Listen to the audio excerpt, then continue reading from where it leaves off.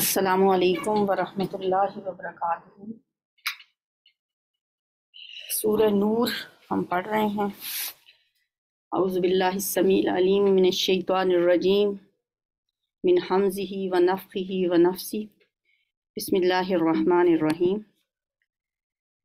یا ایھا الذین آمنوا لا تتبعوا خطوات الشیطان ومن یتبع خطوات الشیطان فإنہ یأمر بالفحشاء والمنکر۔ اے لوگو جو ایمان لائے ہو، یا ایھا الذین آمنوا لا تتبعوا خطوات الشیطان، شیطان کے نقش قدم پہ نہ چلو، شیطان کے قدموں کی پیروی نہ کرو۔ اس کی پیروی کوئی کرے گا تو وہ اسے فحش اور بدی کا حکم دے گا، برائی کی طرف لے جائے گا۔ اس سے پہلے ہم نے پچھلی جو اس سے 2 آیتیں تھیں ان میں ہم نے پڑھا تھا کہ جو لوگ فحش یعنی بے حیائی کی بات کو پھیلانا چاہتے ہیں وہ دنیا اور آخرت میں دردناک سزا کے مستحق ہیں۔ تو یہاں بتایا جا رہا ہے کہ بے حیائی اور فحش کا حکم تو شیطان دیتا ہے، اس کے پیچھے نہ چلو، اس کے نقش قدم پہ نہ چلو۔ جو اس کے نقش قدم پہ چلے گا تو ظاہر ہے وہ اسے بے حیائی اور برائی ہی کا حکم دے گا۔ اگر اللہ کا فضل اور اس کا رحم و کرم تم پہ نہ ہوتا تو تم میں سے کوئی شخص پاک نہیں ہو سکتا تھا۔ کوئی شخص نہیں یہ کہہ سکتا کہ میں نے اپنا تزکیہ کر لیا، میں پاک ہو گیا، میں نے گناہوں سے اپنے آپ کو بچا لیا۔ فرمایا یہ اللہ کا فضل ہوتا ہے۔ وَلَوْلَا فَضْلُ اللَّهِ عَلَيْكُمْ وَرَحْمَتُهُ مَا زَكَىٰ مِنْكُمْ مِنْ أَحَدٍ أَبَدًا۔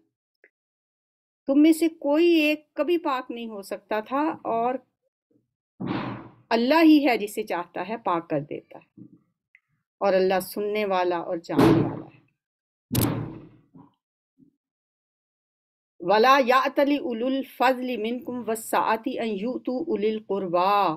تم میں سے جو لوگ صاحب فضل اور صاحب قدرت ہیں وہ اس بات کی قسم نہ کھا بیٹھیں کہ اپنے رشتہ دار، مسکین اور مہاجر فی سبیل اللہ لوگوں کی مدد نہ کریں گے۔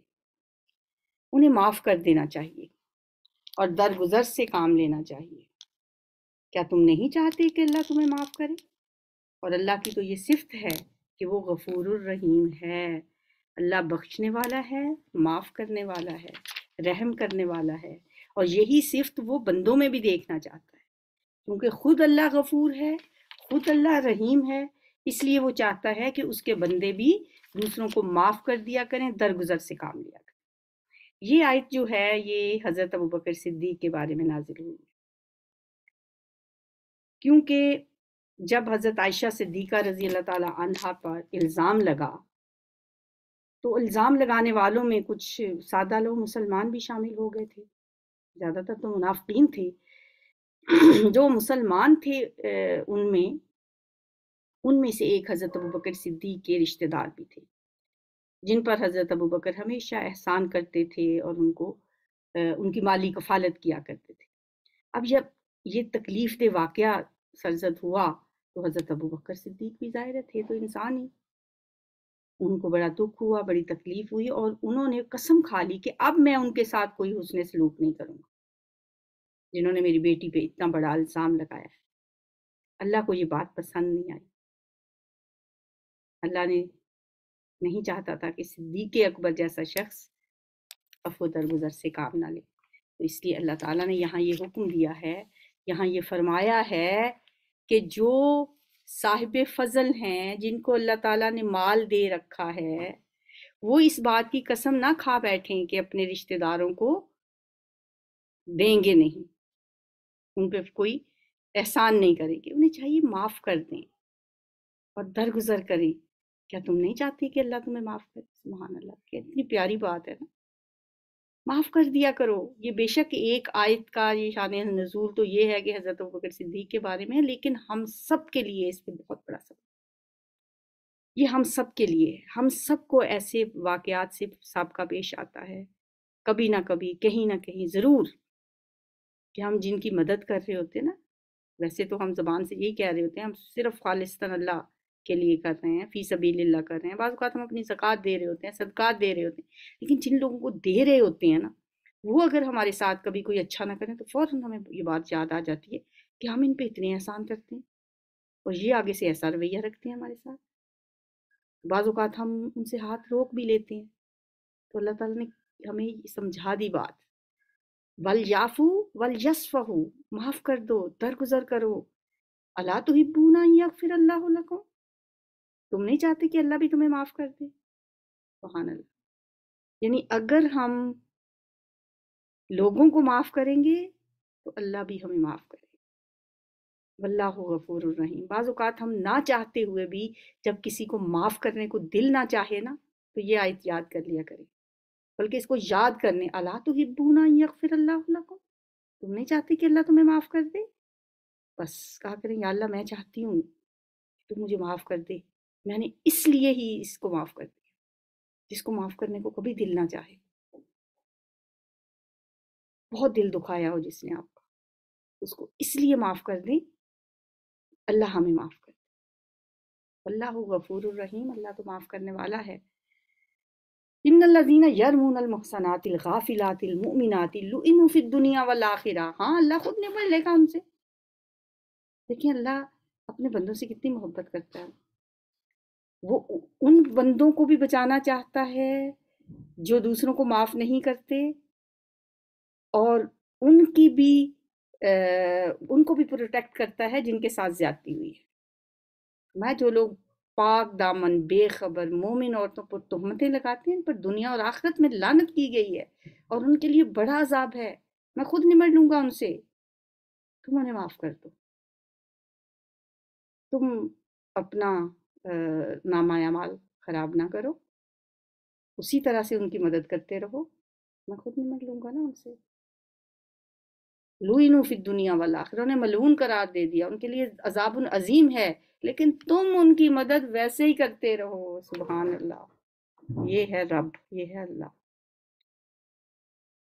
وہ اس دن کو بھول نہ جائیں جب کہ ان کی اپنی زبانیں اور ان کے ہاتھ پاؤں ان کے کرتوتوں کی گواہی دیں گے. اس دن اللہ تعالیٰ وہ بدلہ انہیں بھرپور دے گا جس کے وہ مستحق ہے، اور انہیں معلوم ہو جائے گا کہ اللہ ہی حق ہے، سچ کو سچ کر دکھانے والا ہے. ان اللہ هو الحق المبین.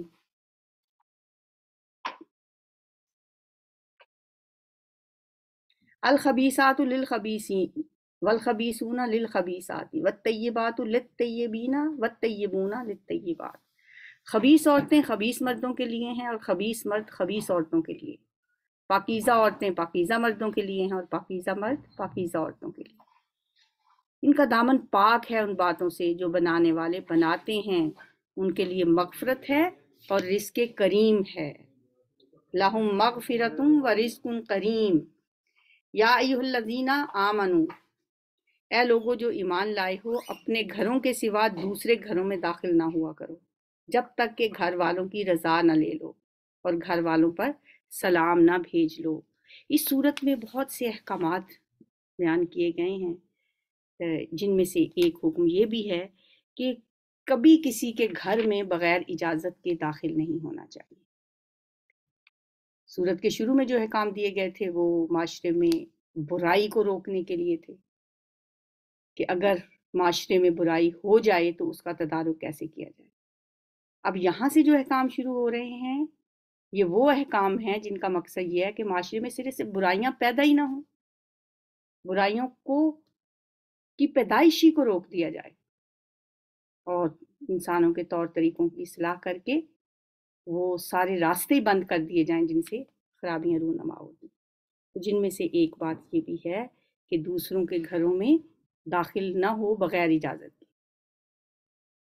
اور کسی کے خالی گھر میں بھی داخل ہونا جائز نہیں یہاں تک کہ وہ گھر والا خود اس بات کی اجازت دے دے.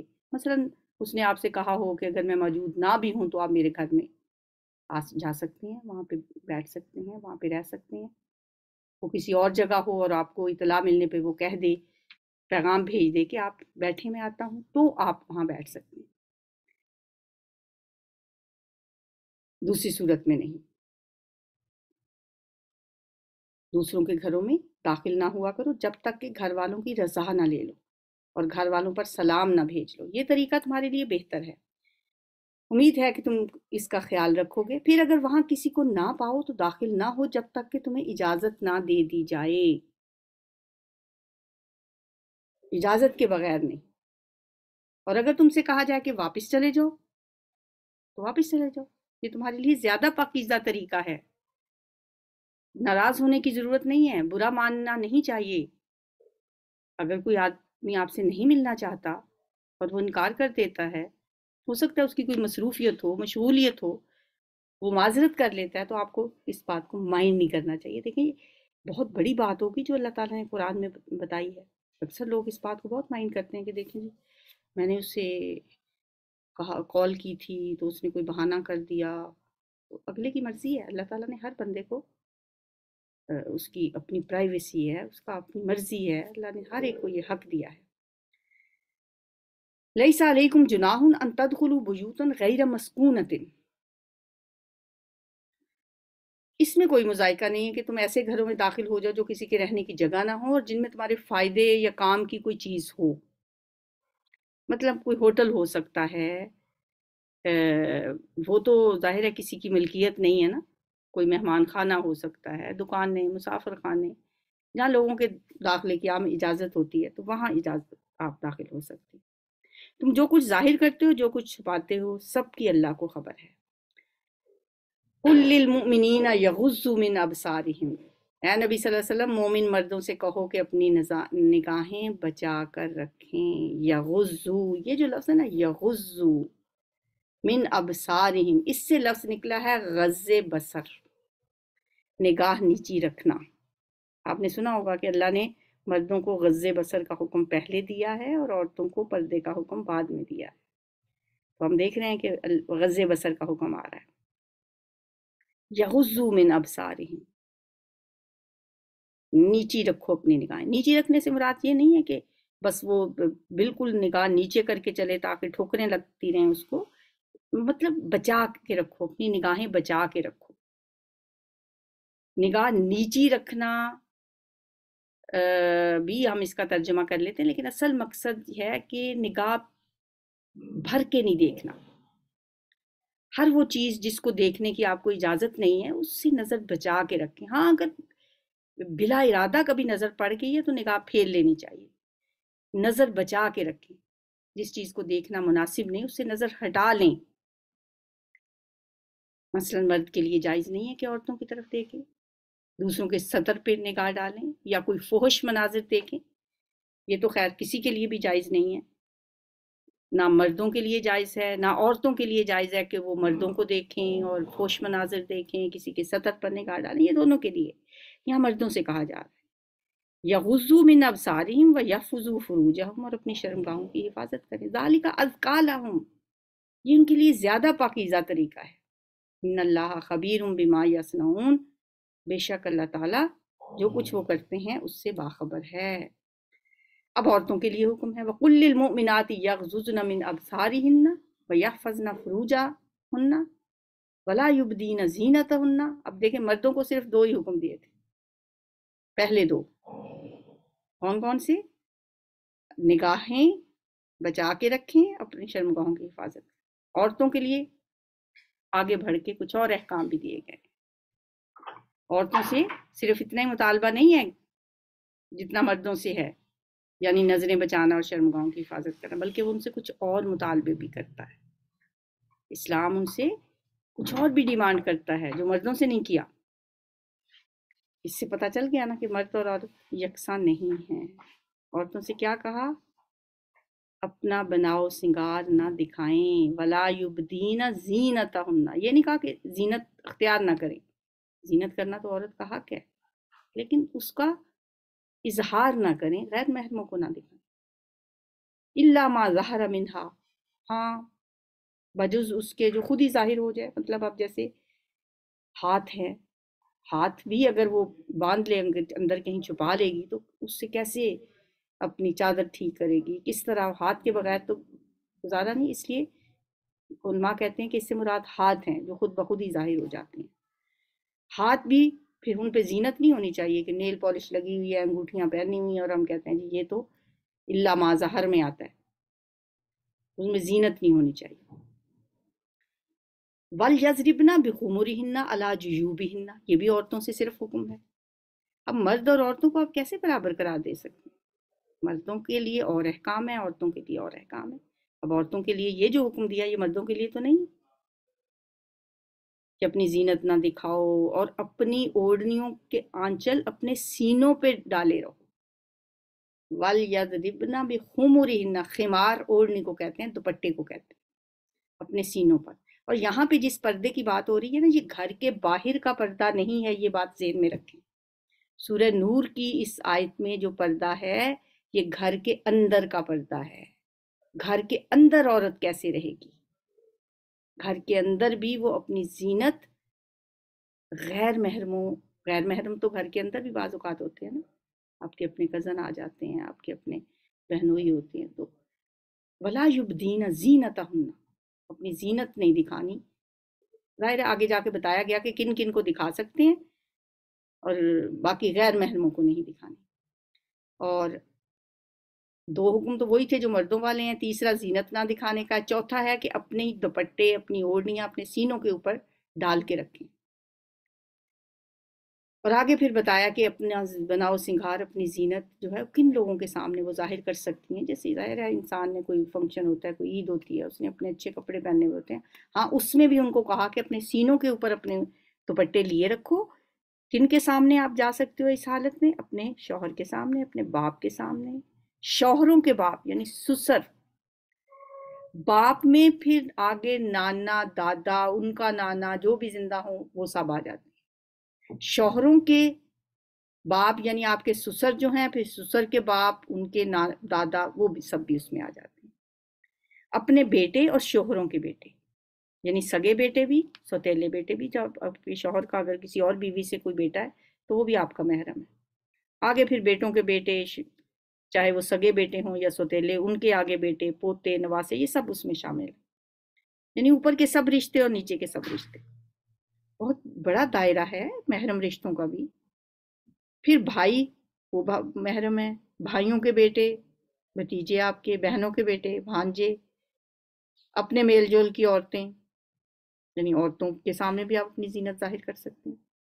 پھر اپنے لونڈی غلام، وہ زیر دست مرد جو کسی اور قسم کی غرض نہ رکھتے ہیں۔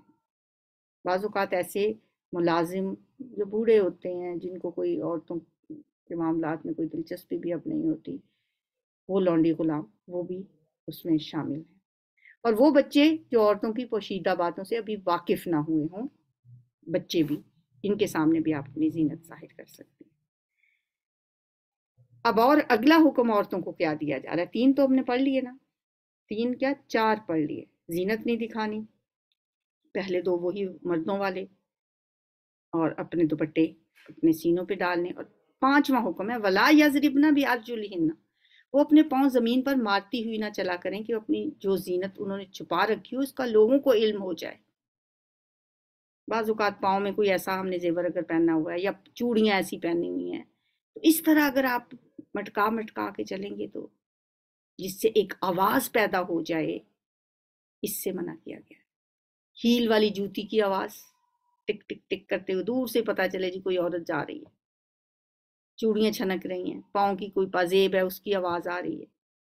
وَلَا يَضْرِبْنَ بِأَرْجُلِهِنَّ لِيُعْلَمَ مَا يُخْفِينَ مِنْ زِينَتِهِنَّ، لوگوں سے جب ہم یہ باتیں سنتے ہیں نا، ہم کہتے ہیں یہ کیا ہمارے دین کو انہوں نے مشکل بنا دیا ہے، کیسی باتیں یہ کر رہے ہیں۔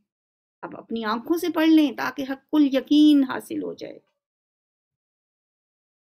کہ میرے رب کی باتیں ہیں، یہ سنی سنائی باتیں نہیں ہیں، میرے اللہ کا کلام ہے یہ، اور یہ میرا رب کہتا ہے کہ عورتوں زمین پہ پاؤں مارتی ہوئی نہ چلا کرو تاکہ اپنی وہ زینت جو انہوں نے چھپا رکھی ہے اس کا لوگوں کو علم ہو جائے۔ وَتُوبُوا إِلَى اللَّهِ جَمِيعًا، اے مومنو تو سب اللہ سے توبہ کرو، چاہے مرد ہیں یا عورتیں، سب توبہ کرو اللہ سے۔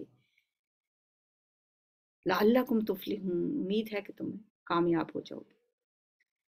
اگلا حکم کیا ہے؟ تم میں سے جو لوگ مجرد ہوں یعنی ان میرڈ ہوں یا شادی کی ہو اور اس کے بعد اب ان کی بیویاں فوت ہو گئی ہیں یا طلاق ہو گئی، یعنی جو سنگل ہیں، اور تمہارے لونڈی غلاموں میں سے جو نیک ہیں، جو صالح ہیں، ان کے نکاح کر دو۔ اگر وہ غریب ہیں تو اللہ اپنے فضل سے ان کو غنی کر دے گا۔ اللہ بڑی وسعت والا اور علیم ہے۔ اب لوگوں کو آپ نے یہ کہتے ہوئے سنا ہوگا، دیکھیں جی کھانے کو کچھ ہے نہیں، شادی کرنے چل پڑا ہے۔ اب اللہ کیا کہہ رہا ہے کہ جو سنگل ہیں، چاہے وہ غلام ہیں، لونڈی ہیں، یا وہ ویسے کسی وجہ سے ان کی بیویاں اب نہیں ہیں، ان کے نکاح کر دو۔ یہ نہ سوچو کہ وہ کہاں سے کھائیں گے، بیویوں خود تو کھا نہیں سکتے، بیویوں کو کہاں سے کھلائیں گے۔ اللہ فرماتے ہیں یکون فقراء، اگر وہ محتاج بھی ہیں، یغنیہم اللہ من فضلہ، اللہ اپنے فضل سے انہیں غنی کر دے گا۔ اللہ بڑی وسعت والا اور علیم ہے۔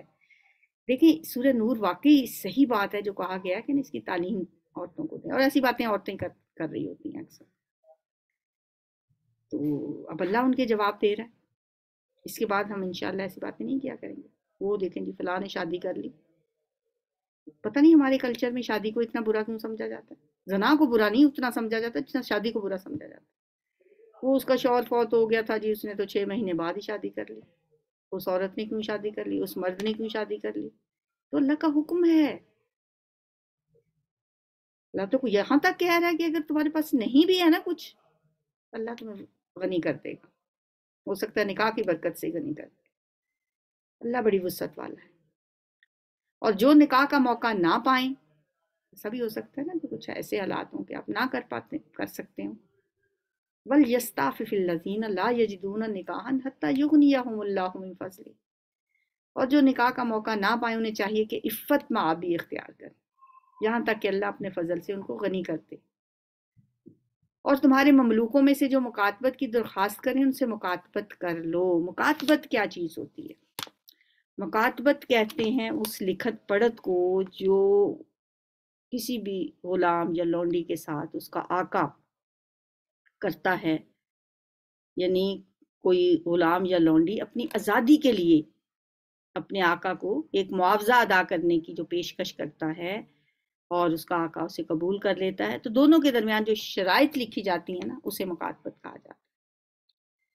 کہ اگر کوئی غلام ہے یا لونڈی ہے اور آپ سے ریکویسٹ کرتا ہے کہ جی میں آپ کو اتنی دیر میں اتنے پیسے دے دوں گا، میرے ساتھ یہ معاہدہ کر لیں تو آپ مجھے آزاد کر دیں۔ فرمایا جو مکاتبت کی درخواست کریں ان سے مکاتبت کر لو اگر تمہیں معلوم ہو کہ ان کے اندر بھلائی ہے۔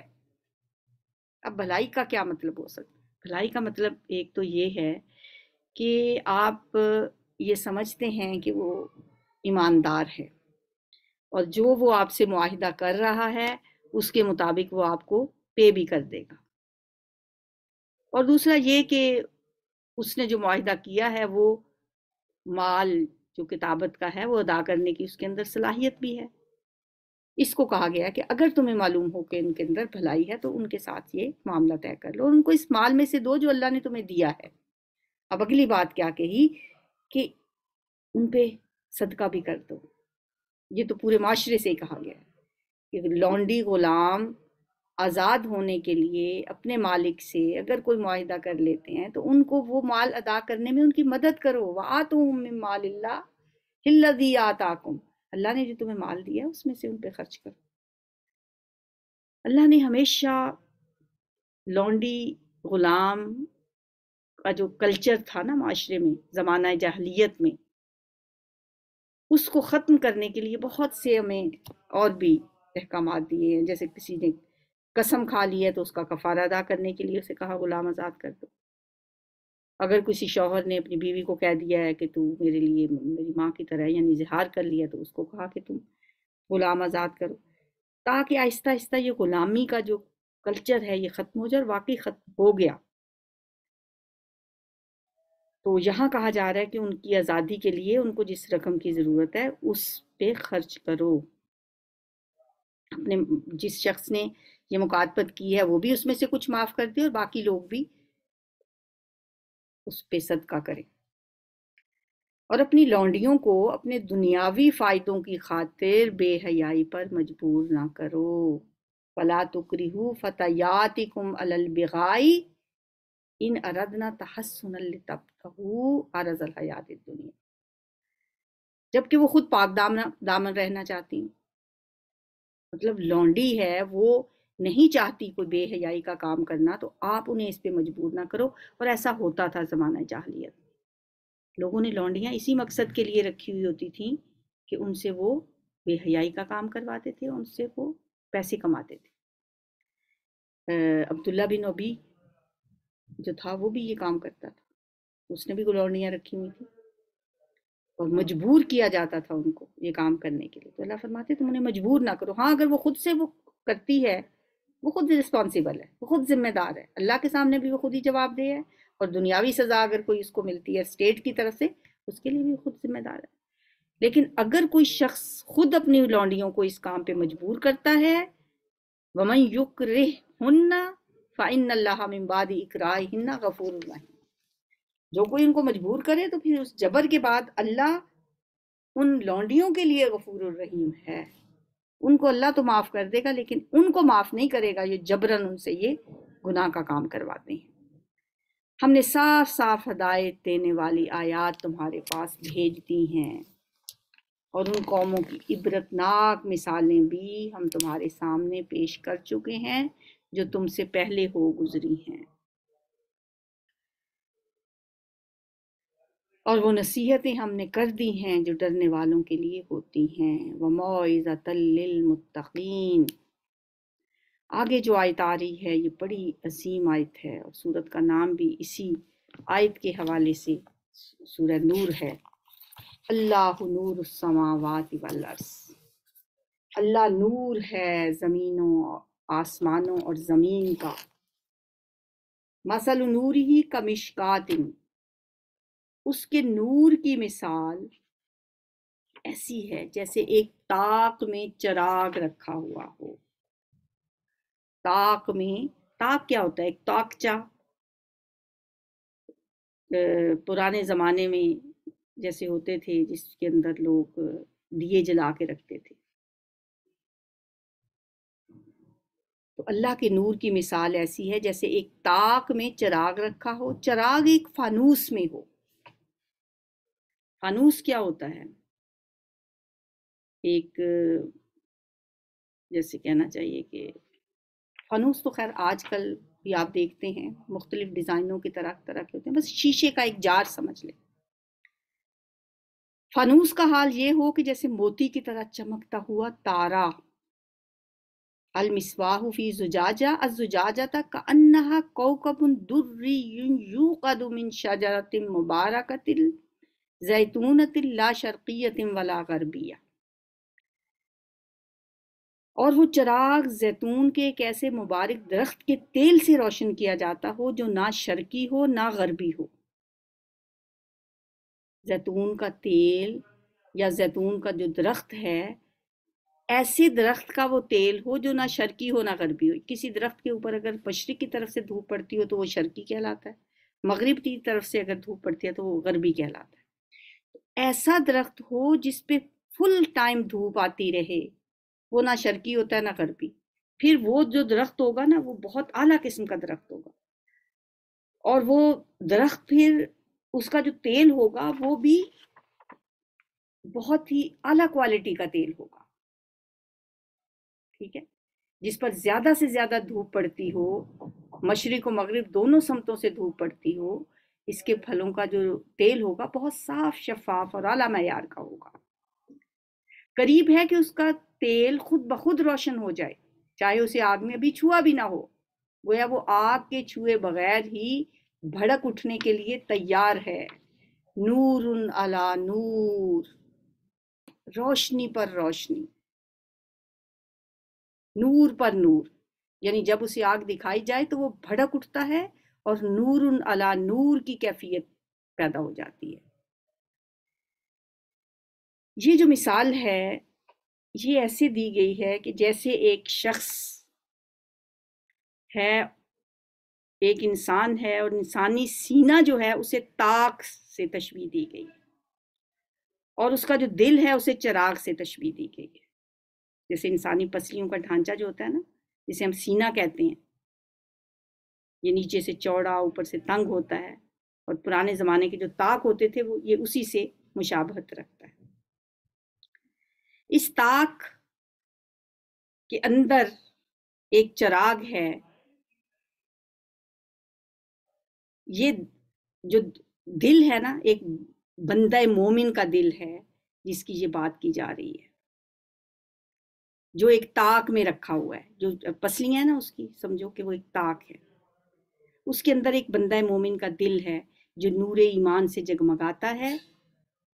اور جب چراغ جلایا جاتا ہے، جو ایک مبارک درخت کے تیل سے جلایا جاتا ہے، تو نور علی نور ہو جاتا ہے.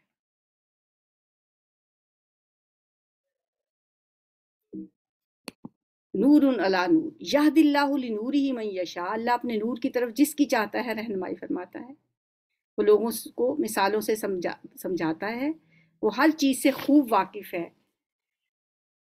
اب یہاں یہ سمجھ لیں کہ ایک انسان ہے، اس کا دل جو ہے وہ ویسے بھی اللہ تعالیٰ نے فطرت انسانی میں ہدایت ایک رکھی ہے، ایک قدرتی رکھی ہے. جو روح ربانی ہے وہ اس کے اندر موجود ہے. اب جب اس کے اوپر وحی الہی کا نور اس پہ مزید روشنی کرتا ہے تو نور علی نور ہو جاتا ہے. یہ بہت کمپلیکیٹڈ مثالیں ہیں. 3 مثالیں یہاں دی گئی ہیں.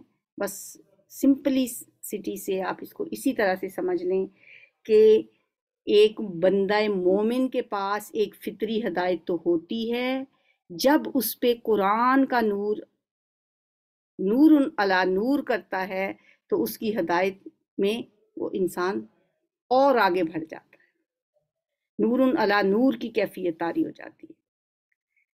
تو اللہ لوگوں کو مثالوں سے سمجھاتا ہے اور وہ ہر چیز سے واقف ہے. اس کے نور کی طرف ہدایت پانے والے ان گھروں میں پائے جاتے ہیں جنہیں بلند کرنے کا اور جن میں اپنے نام کی یاد کا اللہ نے اذن دیا ہے، یعنی مسجدیں.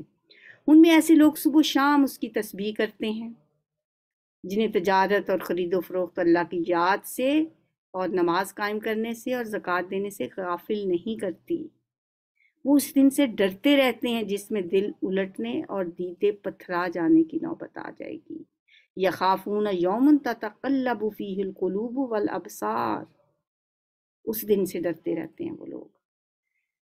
اور وہ یہ سب کچھ اس لیے کرتے ہیں تاکہ اللہ ان کے بہترین اعمال کی جزا ان کو دے اور مزید اپنے فضل سے نوازے. اللہ جسے چاہتا ہے بے حساب دیتا ہے.